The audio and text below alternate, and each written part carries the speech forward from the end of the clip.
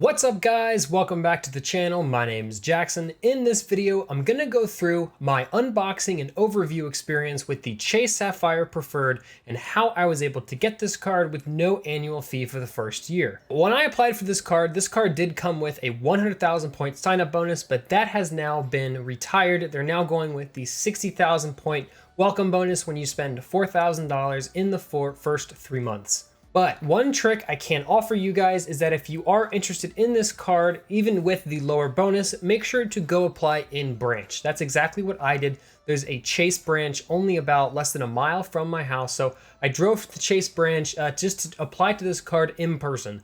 When I spoke to the agent there, she was very helpful. She helped me apply for this card right away. She seemed to be very knowledgeable about some of the Chase products they offered. I told her the only reason why I was applying for this card was because I just wanted to get the annual fee waived. She agreed and said this makes common sense. So she just guided me through the application. It probably took about 20 minutes and I was on my way. I will say I was a little disappointed to get this card. I applied for it around October 2nd or 3rd, and I ended up getting the card on October 13th, and Monday was a federal holiday, so there was no mail. So it took somewhere around 10 days to get this card.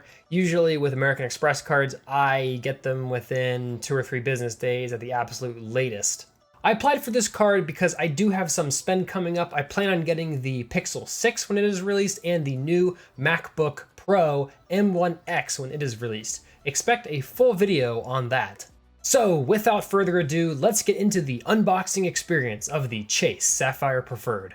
This is how it was shipped to me. I just have my address covered up. Going to go ahead and take out the actual card. You can see the card is behind here. I was approved for $21,000 worth of credit line with just over $1,000 of cash line access. I recommend disabling this as soon as you get your card, because if someone does get a hold of your card, they can withdraw this from a Chase bank account and you'll get charged a very high interest rate for it. So I always recommend disabling that feature. I'm gonna go ahead and set this to the side. Here we have the card member agreement. I'm not actually going to read that. The Chase personal information. Ooh, more with rewards. Let's go through and look at some of these reward options. See the world, get more rewards. So now with the Chase Sapphire Preferred, you do get $50 as a hotel credit when you use the Ultimate Rewards portal. That is pretty cool to see. You do get 5 points back, UR points, using Ultimate Rewards, 2x back on travel everywhere else. So that's still pretty standard to what it was before. And your points are worth 25% more with travel. That's kind of really neat, is that you can use your points as a redemption, so you can save money and get 1.25 cents per point. More to love about the Sapphire Preferred: travel protections, no foreign transaction fees, one-to-one point transfer. I'll definitely be doing that with Hyatt.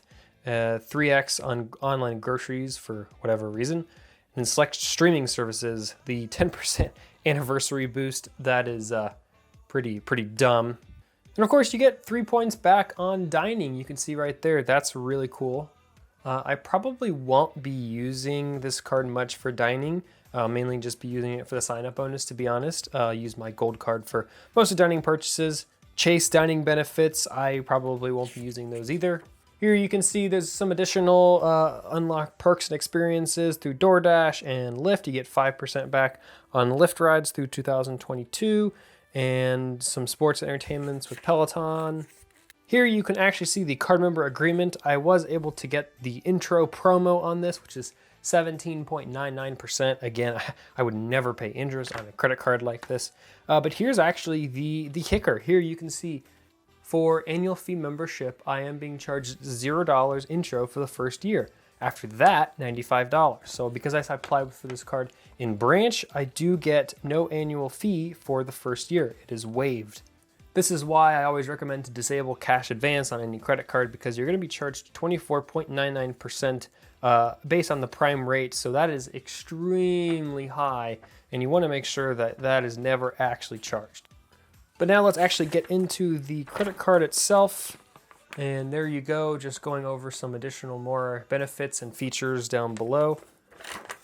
I'm gonna take the card off. So wow, it does feel pretty nice just flipping it over. There you can see the back side of it. does have a pretty nice heft to it.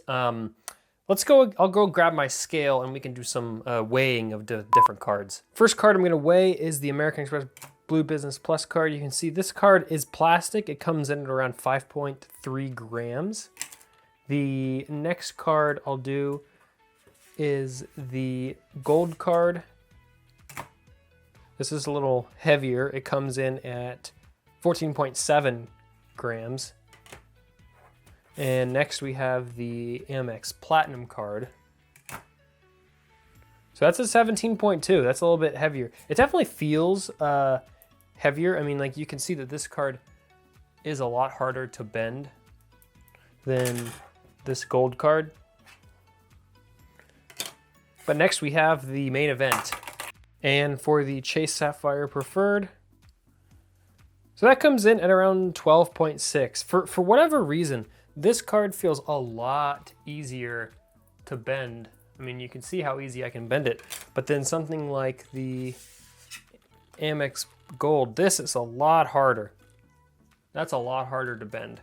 And then something like the Amex Plat, that's really hard. So with that being said, guys, I really hope you enjoyed this look at the Chase Sapphire Preferred card, the unboxing and overview. Be sure to hit the like button and subscribe if you want to see content similar to this one. Thanks again, guys. See you in the next one.